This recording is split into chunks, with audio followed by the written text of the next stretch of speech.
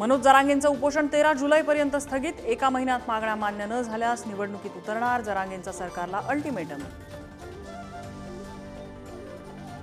सुनेत्रा पवारांची राज्यसभेवर बिनविरोध निवड। समीर भुजबळांना उमेदवारी न मिळाल्याने भुजबळ नाराज असल्याच्या चर्चा, तर भुजबळांच्या शुभेच्छा आपल्यासोबत, सुनेत्रा पवारांची प्रतिक्रिया।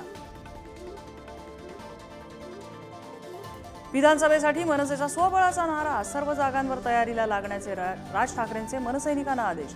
महायुतीसोबत जाण्याबाबतचा निर्णय अद्याप नाही। विधान परिषद निवडणुकीसाठी भाजपने कंबर कसली। आज पदवीधर निवडणुकीसाठी भाजपचा मेळावा। देवेंद्र फडणवीस, आशिष शेलार राहणार उपस्थित। आरएसएसने भाजपला मोठं केलं, त्याच भाजपने आरएसएसला संपवण्याचं काम केलं। संजय राऊतांचा आरोप, तर भ्रष्टाचारांना सोबत घेणाऱ्या भाजपला आरएसएस विरोध करणार का, राऊतांचा सवाल।